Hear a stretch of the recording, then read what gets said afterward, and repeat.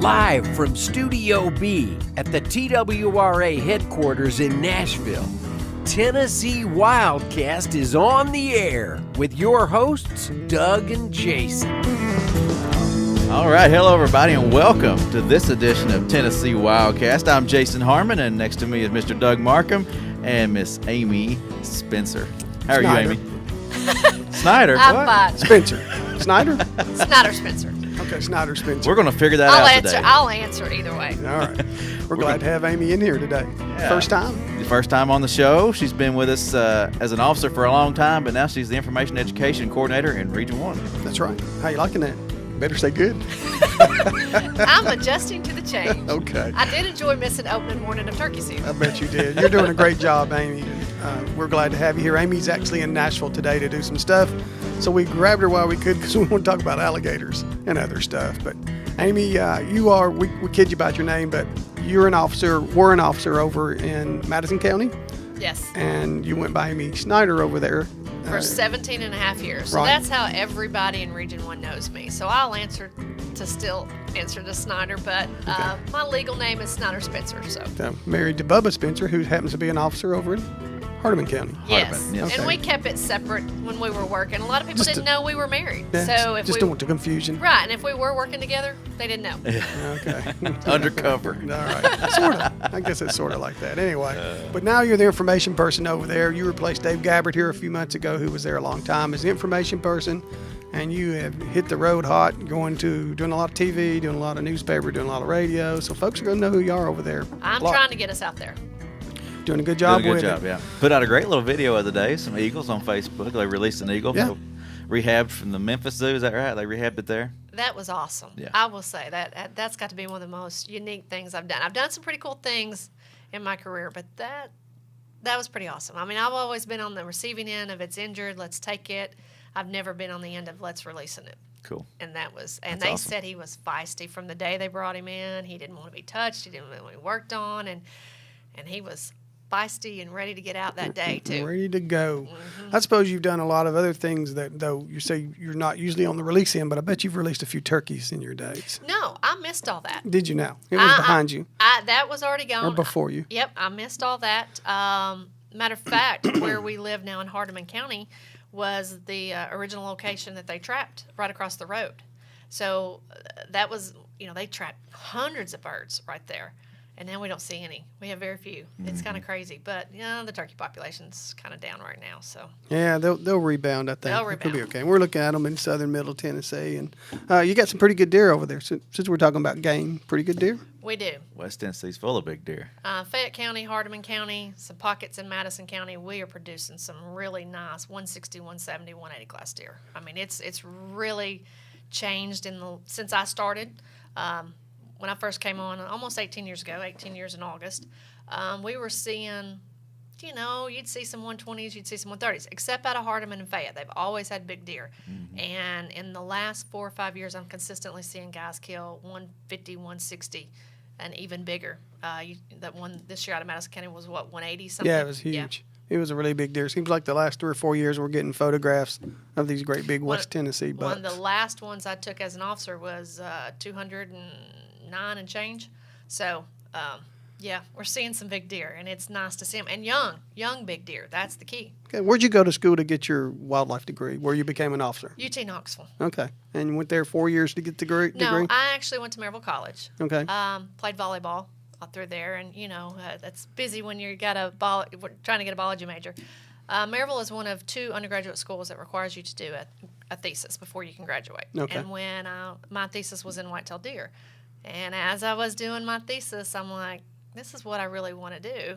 I don't want to coach and I don't want to teach, so I switched gears and said, well, what's the quickest way I can get out of school? And I could go to UT Knoxville and get another undergrad in so many hours or get a master's. And I was like, I'm done with school. So I went the cheapest and quickest way out. Yeah. And became an officer, and you were an officer for how long? 17 and a half years. How many females were officer while you were there? We're down now. I think at one time we had about 5 or 6. I was the longest one in the field until a couple months ago. A couple months ago. How was that for you? How was that working in a world where it's 95% men doing the enforcement work? I wish I'd kept a book of comments. Yeah. I had some great comments over the years, some interesting experiences. You know, you have some problems. That's You're tough, though, right? Stories. Get tough. I was known to be very tough. If you want to get somebody call Amy. I had some pretty good numbers, and I enjoyed it. I mean, but I grew up hunting and fishing, so I had that knowledge of how to catch people, what to look for. I had a partner that used to tell me I had supersonic eyesight, hearing, and smell because I could read a tag when it would pass me in the mirror, in the rearview, I could read it. And That's or wild. we'd be driving down the road, and I'm like, did you see that guy sitting in that stand with no orange on it, like 50 miles an hour, and hit the brakes? And he's like, what? And we'd back up, and I'm like, yeah, on the back of that field. And he's like, how do you do it? And I'd hear something, although here they come, and I don't know. It was just kind of a joke with us that, gosh, how do you do that? But I've always been that kid that was really observant and saw things, we'd be driving down the road. Hey, Dad, you see that 8-point? What deer? Turn around and go back and look through the binoculars, and it's an 8-point. It's like, So it was a good career. It was a lot of fun, but We're going to have to utilize some of that supersonic talent here in the information world. We got to figure that out. I got to figure out how to put those skills into that. But I saw a lot. It was a challenge. You have to be, two things I've learned. You've got to be tough, mentally tough to handle some of the things. And you got to be thick-skinned because it is amazing what people say about you. And you just, Were there people, were there guys out there that tried to take advantage of you because you were a female? Oh, yeah. Yeah? Oh, yeah. That happened more than one occasion. And you've got to be situational awareness and got to be officer safety aware and not put yourself in a bad situation. And that was one thing I always put. I want to go home at the end of the night. Even one time I remember doing it, I was in a guy was spotlighting and I was trying to catch him. I got his tag number, I've already radioed it, and he ran. You can't outrun the radio. So, Yeah. Radio's hard to beat. So, let's think logically and let's, I want to go home at the end of the night. Now, a lot of times I work 24, 36 straight hours, but I still went home. I want to, go home safe. Is a big change these days, Amy. I know watching the training, watching the videos that Todd will do or that Jason will do or Barry or somebody goes out and shoots of our guys and gals out there doing training. It's not just about catching fishermen and hunters or that aren't doing what they're supposed to or trying to keep hunters and fishermen safe. Nowadays, they seem to be doing training that has anything to do with hostage situations and drug situations. Well, It's all changing. you're talking to someone who found a meth lab in a duck blind one year. You never know what you're going to come across. We're out there in places that normal police officers are not. And everybody we deal with has a gun, and everybody says, oh, they're just good old boys. Well, you know how many convicted felons I've caught over the years that have attempted to kill someone, or another guy that took a woman hostage or, abducted her? That's the guys we're dealing with, too. So you have to be aware. They just happen to like to hunt and fish They also. like to hunt and fish, and even though they've been a convicted felon, they're still out there doing it. Matter of fact, one of the guys I was still working on at the end of my career was a 2-time convicted felon that I'd already caught twice, and we were trying to catch him again. Yeah. So it's just, you have to be more aware of what's going on. You catch somebody shooting the dummy deer. I think every time I did that, they're doing some sort of illegal drug when they're doing that, or they're drinking. So that puts another situation into it. Okay, well, I think more folks are good than bad, but you always have to work out. You have to find those guys that make us all look bad. And that's, I was asked this the other day. When we started the career, my husband and I both, it seemed like we had more violations. I can remember when bait used to be more of a problem in the county that I was in, and then now. Typically, we're dealing with the good old guy. I mean, or gal out there. Yeah. When I first started, it was a rarity. Even when I hunted, oh my gosh, you hunt, and you would see women, and now it's just everyday occurrence, and that's great. I love seeing that because I grew up in a world that nobody hunted women, and but what we're seeing the good gals, the good guys.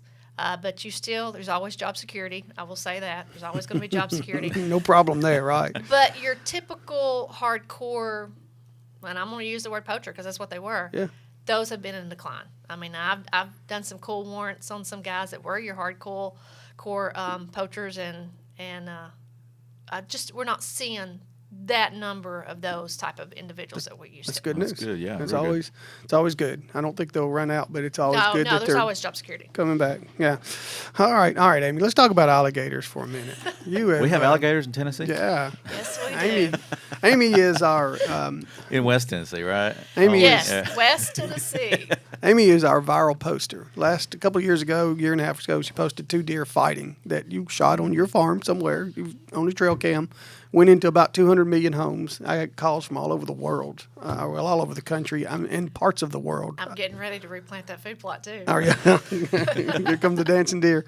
Anyway, it did really good, and it was interesting just to see. I don't know why it caught the imagination of so many folks, but 2 deer fighting. But it did. It's a cool video. Well, the other day, you posted somebody out on one of our WMAs, I think, shot some video of an alligator on Wolf River.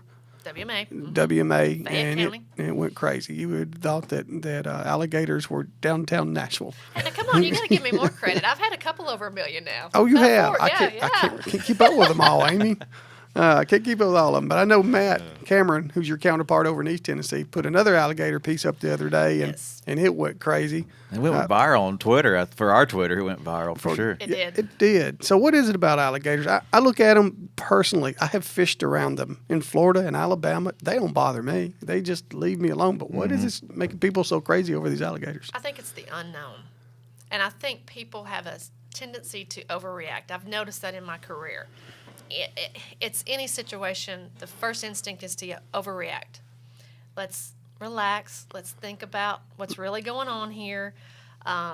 Alligators are just, we've had them for years. We've had them for about 15 years. In Tennessee. In Tennessee. That In your part of the state. Yes, that we've been getting reports. I mean, it was not uncommon to say, hey, we got a report here. We got a report there. Last year, I want to say sometime in the summer, some videos started popping up of one in Hardin County. And none of our officers got it, but, we had several. What's the county seat of Hardin for folks that might be watching? Savannah. Okay, Savannah. Savannah. All western part of the state. So All right. we were getting a few reports and some pictures coming in, and okay, that makes sense, and it was a small alligator. But our guys were doing some routine work on Wolf River back in the wintertime, as you can look at the footage, and they saw it. And they were a pretty good distance away. And as you can see, they used their binocular with their cell phone, and that's why the video is shaky. We've had a lot of people question that. And that was the problem there. But they got the video, and as they got closer, it disappeared. Now, we've had reports out of the Wolf area for years because we're talking that's 5 to 7 miles from the Mississippi line. Mississippi has had a very healthy population for the last 15 years. We've had alligators hit and killed on the road. They've been hunting them. They've been seeing them regular. So it was not uncommon for us to say, yeah, we've got one. It's here. Mm-hmm. But the public has just overreacted in some sort of fashion. Oh, it's gonna eat my kids. It's gonna eat my my pets or whatever. No, that they don't. Like you said, they don't bother you when you're fishing in Florida. Well, Or golfing in Florida. I've had golfing that. in Florida. If you look at the stats, it's Florida averages 7 attacks a year. And look at how many alligators are in Florida, how many people are in Florida, how many tourists are in Florida. That comes out to your chances of being attacked roughly 1 in 2.4 million. Listen, I'd be a lot more concerned going downtown Nashville, Memphis, Knoxville at 2:00 in the morning Yes. than I'd ever be going around an alligator at any time. Well, when I prepared for this post to come out, I kind of did some stats. You're more likely to get your chances of dying are more likely from a wasp or a bee sting. Okay, or getting killed by a large mammal such as a horse or a cow, or getting attacked by a dog. Those are more common, according to the CDC that did like a 15-year study. Getting attacked by an alligator is slim. And what we just want people to realize, you can still go out, you can still enjoy the outdoors, enjoy this biodiversity that we have, but just still be careful, be cautious of what's going on. But if the odds of you seeing it are slim because they're going to go away. Mm-hmm. Well, there's talk with our commission and agency about how they may be handled down the road. Possibly a hunting season. I'm not saying that's going to happen yet right now. Maybe left alone. It just seems to me they're just expanding, and I'm with you. Go to your search engine, look them up, learn about them, And just like while you're there, learn about some snakes and learn about some coyotes, and you're not going to be so scared of them. You when know, learn about 'em. that's something I was talking about to one of the non-game guys in the Region 1 office the other day. I said, I want to start doing some snake ID stuff, put it up there. Which one is the water-banded snake? Which one's the cottonmouth? Because we get that all the time. Yeah. I kind of get tired of seeing the dead snakes on Facebook. Mm-hmm. I really do. When it's, you got a rat snake. And they killed it. Yeah, I always think you might as well go out and kill your songbirds. I mean, it's about the equivalent of killing something like that. Why would you do it? Yeah. My husband was very upset with a post on Facebook the other day that one of our buddies did, and it was a red rat snake, and they killed it. And it was just like, really? And he's like, I'm about to the point to say to all my friends, if you post it, I'm gonna come write you a ticket. I'm tired of it. Yeah. And it was, it wasn't in their yard. It wasn't hurting anything, but let's chop its head off. Really? Like, come on, guys, let's learn. I've known my whole life since I was a child the shape of a poisonous snake versus a non-poisonous snake. That's one thing that I learned, and that's one thing. I have a 4-year-old. We're teaching him the same thing. The other day, I was showing him a picture of a snake, and we went over that. What do you see? Because he's a very observant child. I give him credit, but we were discussing It's still hard to do. If enough folks follow this conversation to where we are right now, there will be somebody that will post, I kill them all. Yep. Kill them all. Kill them all. They're going to post it. A good snake is a dead snake. Yeah. Wish they'd just learn about them and learn what they're doing is really hurting themselves. But that was the same thing we were hearing on the alligator. Kill it. Kill it. Yeah. Kill it. Trap it, move it.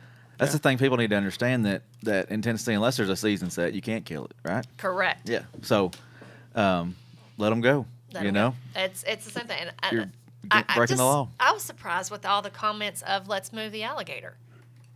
Yeah. We can't stop them from coming. They're naturally moving up the Wolf River. We can't stop them. And even if we do we have the resources and the manpower to do that? No. Yeah, it would be incredible. No. And then you're going to get the guy that releases a caiman. I think a caiman's a pet, and there's other types of pet we've had calls of that for years, and you would go out there and it would be a caiman. I think some of what happened, because they do occasionally attack a person, and you had the child that was killed a couple of years ago in Orlando or somewhere, and I just think that still is hanging around a lot. But if you go back and you look at that, those animals are in areas where they have been fed.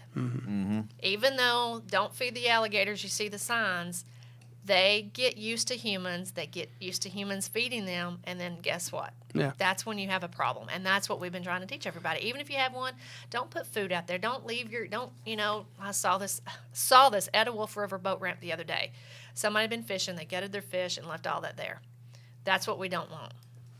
Because even if you're leaving that, you're intentionally leaving food, and if there is an alligator there, it's learning that there is a food source at the boat ramp. Yeah. Who was it the other day? Brian Thompson, maybe. Somebody compared what y'all have over there now, alligators, to what they've got over in East Tennessee with bears. I mean, you don't have that many alligators yet. No. But it's the sort of same situation. They have teeth. They're kind of big. Even though they're not usually aggressive toward people, it scares people to death. But if you feed them, they can be aggressive. You can't, exactly. And that's exactly what they're dealing with in East Tennessee. Dan Gibbs is putting up a big advertising campaign to tell people not to feed the bears, and you'll save them. But I was in Gatlinburg, 2 winters ago, for a little family deal, and you're still seeing people leave the trash, not put it in bear-proof containers.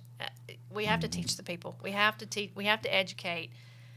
Animals are animals, and this is what we have to do. But we've lost that knowledge somewhere along the way. I see this all the time, even with people with farm animals. They have lost the basic knowledge and understanding of animal behavior, and it has, I'll go ahead and say it. Disney has made it horrible. I actually wrote a paper on that in college about Disney. It was not the poacher in Disney. It was the hunter in Bambi. So that's a side note.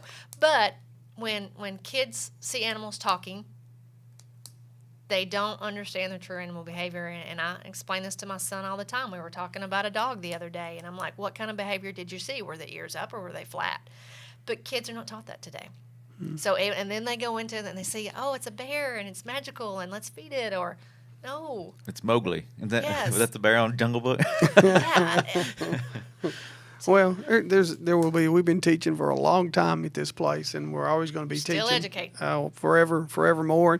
We do get a lot of calls, though, from schools wanting us to come out and talk to their kids. And gosh, I've talked to them my years, and you're going to be doing a lot of that. You probably already have been. But we keep trying. We just hope they keep listening and we get the right bunch. Yeah, we do a lot of call them skulls and skin programs. Yeah.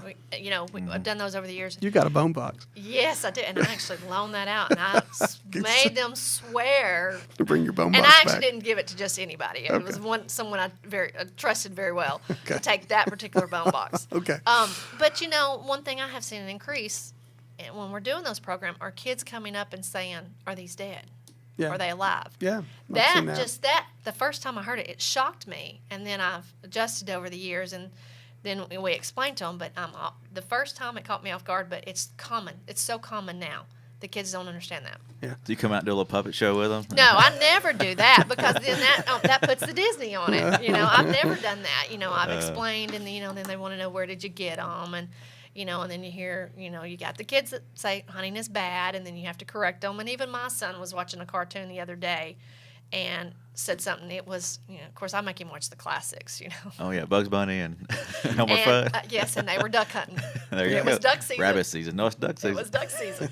And he said, it's bad to kill ducks. And I said, oh, let's have a little chat. Turn the TV off, and we're going to have a chat. Mama was working, but now we're gonna talk about it. And so we had a chat. Yeah. I've said it for many years. I feel sorry for kids who are raised in an environment where they don't have an opportunity to go fishing or hunting in their life. And we try to make that opportunity available all the time. Yes. Our website has a lot of information on that. If you're not a parent that does it, there's ways you get it done. We will mentor your child, but let him or her have the opportunity to see if they like the outdoors and get them away from this thing Yes. for a little while. So, Yes. but we're always trying. Okay. Say, real quick, since you mentioned that, trying to get the kids out. kids. Underfishing on our website. If you click fishing and then go down under for It's the rodeo kids. time. Yeah, It for the is. kids. Fishing events for kids are right there. And you can, let me pull that up on the screen. I'm just clicking around. But under fishing, where that little red text is showing up right there on the screen if you're watching. If you're on WZYX, just go to Hello, tnwildlife.org. friends down in Franklin. Yeah. Now, they know all about hunting fishing they down do. there. They do down for there. sure. They do. tnwildlife.org, click fishing in the navigation bar, and then under that you'll find fishing events for kids, and they're all right there, and it's being updated every day. But I did an event last year where we brought kids out and introduced them to pellet rifles, to bows, There you go. and to shotguns, and that was a success. It was an experiment. We wanted to see how it worked, and I've had a lot of requests from parents in the community. Hey, let's do that again, because it was a situation where they weren't pressured. Oh, my buddy, and it was just laid back. And I will say, in Madison County, I had an amazing group of volunteer hunter safety instructors that. Especially bows and shotguns. Those two guys have been doing it for 30 years, and they are great. And I do plan on trying to do that event again this year. Okay, keep an eye on our website and our newsroom and our Facebook. Our Facebook is loaded with stuff all the time, and we're trying to figure out ways to get it out there to you in advance so that you know what's going on. Free Fishing Day this year, I think, is June 9th. It's whatever that. Yep, June 9th. I believe June that's 9th. right. But there's some fishing events going on before, and there will be some going on after. Just make sure you have the right licenses if you need them. You may And- not if your kids. Well, most young. of the fishing rodeos, they The don't have kids. to have. Yeah, the kids don't have to have it. And on that webpage, we get this question a lot. I don't see my region listed. Well, they're by region, so you got to click on the appropriate. Yeah, there's a tab. little tab on the side Yeah. that you can break them out and see Yeah. the different regional events. Yeah. And is it, and correct me if I'm wrong, June 9th through the end of that week On the kids, yes. is the free fishing the week. kids can. Mhm. Kids can fish all week for free. Yeah, we don't talk about that probably enough, but it's not for adults, but it is for kids. And Kids. then the Free Fishing Days for everybody to go wherever. Amy, what over in West Tennessee? What's the big attractions over there outside of Alligators? What if you want to come over there and be a sportsman? What are you coming over there for? Kayaking has become a huge event on Wolf River, of all places. It has been. They're viewing alligators, right? Yes, they're viewing alligators. The last couple years, that has been one of our most popular things. I was actually surprised to hear it's such a destination, but it's the Ghost, basically scenic river. So Ghost yeah. River. Yep. Yep. And so a lot of them are coming to kayak that, and it is a very unique experience. And Is it fast water? no, it's slow moving? slow. Unless the river's up, but it's slow, easy going. Good fishing river? Yes, they are catching quite a lot of them are fishing, but that's something in probably the last 5 years that I saw a big change in, where the people that were fishing from their kayaks, instead of using boats. And they were getting into, like, especially Lake Graham, they were getting some of those little back areas that the boats couldn't get into. Man, they would wear out the brim or the crappie. Like right now, Lake Graham, first full moon in May, you can go catch 100. You have a bluegill. lot of, over in West Tennessee, we have a lot of TWRA family fishing lakes, and Yes. Lake Graham's right there behind the Region 1 office. Yes. It's awesome. Standing timber in it, and Yes. beautiful place. And that's where we've seen the increase in the kayaks. I remember the first one, I was like, what? We got a kayak out here. And then here they man, game. it's all the time. Yeah. Well, and It's there's fun to fish out of those. They're It is. cheap. They're, You can get them anywhere. you can get them anywhere. And, it's a workout in itself. And so a lot of people enjoyed that part of it. Do you have to wear your life jacket? Yes. There you go. Yes. okay. That was one thing we ran into. Yep. But another thing we're starting to see now, paddle boards. Those are that's the new trend now that we're seeing. Where they stand up. I couldn't do That looks rough to me. Can't hold a fishing pole. Don't get me doing that. Yeah. Well, that's more for recreational and fun. Okay. All right. Yeah, they're not fishing. Yeah. All I've right. seen people do it though. What about your WMAs over there? What kind of, do you have some great big areas for We folks? have some great some duck hunting areas. We have Reelfoot, we have Tigret. Those are our two big duck holes. Highly sought after. The duck blind drawing will be here the first Saturday in August. Always busy. What about Natchez Trace? Is that a big area for y'all? That's a deer hunting area. Okay. That's a big deer hunting area, big turkey hunting area. Very popular with the locals, and we'll have people come in from out of state. Those are some stories I could tell you there. Chasing some people from Louisiana. But, we have quite a few people that will come in. And a lot of states do look at us. We, that three deer a day bag limit, like Louisiana, they love to come up here. They'll come up here for a week. They'll kill a bunch of deer. A lot of the guys will go ahead and pack them up and cut them up, and then they take them back home. So it's very popular for people that are big into just eating the deer meat and cutting it up themselves. Let me ask you this. You made me think about this with CWD going on and cutting deer and all that, and it looks like Tennessee's going to make every state fall subject to our import restriction on deer. How's that going to go over with people? How are wildlife officers going to handle that, do you think? Well, last 2 years we've been seeing an increase in violations on that. But we as an agency have really been promoting we need to stop this because this is serious. It's not going to get... Man, if we get CWD, we're doomed. You can't get rid of it. Yeah. It's here. It's here to stay, and we don't want it. And then with Mississippi showing it positive, it has really hit home because we have in Shelby County the processors and a lot of the taxidermists do more from Mississippi or out of state, right there around the Memphis area, than they do anywhere else. The one taxidermist that we dealt with in Fayette County with a violation, those were from Missouri, and he had a bunch of deer that had come in from out of state from other areas. So. This is going to be a big message, and I'm big about wanting to push it because we have so many people that travel down I-40 headed out of state, and they're coming through West Tennessee, and I want to do a little campaign on that. But that's the travel corridor for everybody going west. Yeah, we don't want to get it, and we are going to be enforcing it, and we are going to be letting people know as much as possible. By now, we've done a lot of trying to let folks know. I hope they're understanding it. We have a pretty good post out on our Facebook this week about how serious it is. It is getting out there in that aspect. But what we ran into with the taxidermist in Fayette County was an older gentleman who doesn't have Facebook, that doesn't do social media, and doesn't look at the hunting guide online. So in that, we almost need to back up and still do the old-fashioned posters and stuff at the stores for people to see it, because not everybody is on iPhones and social media and looking at it. Yeah. And if you know somebody like that, because you are on all those things, please help us with the messaging and let them know. What else you got? I was going to ask her about the ball games. You've been out at the Sounds game, or not Sounds? So what's the team? Jackson Generals. Jackson Generals. Yeah, it is coming up this Saturday. It's TWRA night. We're sponsoring it. We're going to have a patrol boat and do some little kids events after the ball game. We've got some Boy Scouts camping out, and we're going to do a little boating safety program with them. But I've heard from a lot of people. I have not. I've heard it on the radio this week of them pushing TWRA night, and I've heard a couple different people from the public say, "Hey, I saw y'all's banner out at the ball game the other night. I thought it looked good." And I'm like, "Well, that's great." Cool. So we have people that have been getting our message there. Are we doing multiple of those, or what's the plan? Every home game, they do a little fun game where they'll bring a kid out and they do a game, and they're trying to catch a fish in a net, and they've got a hat on and some big overalls, and they get a fishing rod if they Awesome. so they get a fishing rod on that. And then we're doing one night of the boating, but every home game, TWRA is giving away at least one fishing rod. Cool. All right. We're starting to run out of time, but is there, Amy, what else do you want to, in the last minute or so, want to say about West Tennessee or what's going on? Yeah, what's going on out there in West Tennessee? What could people get into? The fishing on some of our state lakes is really starting to get good right now. If you're a brim fisherman, May is a great time.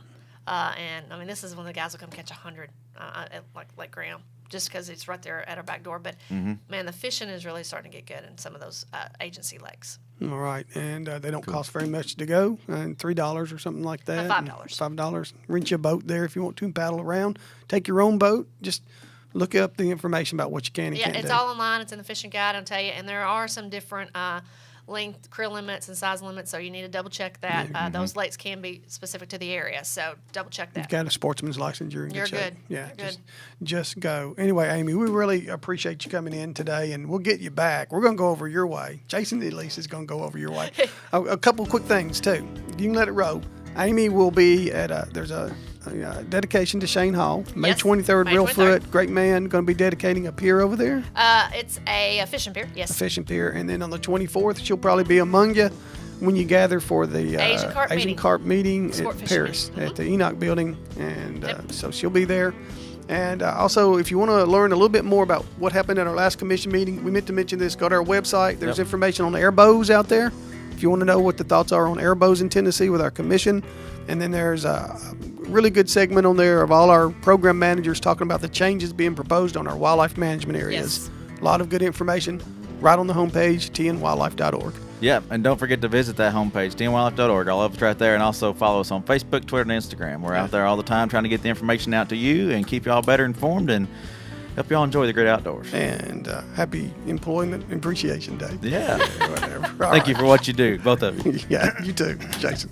All right, Amy, thanks for being on. Oh, it's fun. All right, everybody. We got some more talking after we get off this air today, but we'll be back next week to talk to you and get you updated on some things that have happened. Awesome. We'll see y'all next time. Thanks for tuning in. Stay connected with TWRA by visiting our website at tnwildlife.org and follow us on Facebook, Twitter, and Instagram. Hey, it's all about Tennessee wildlife. It's what we do. Tennessee WildCast will be on the air again next week. We'll see you then.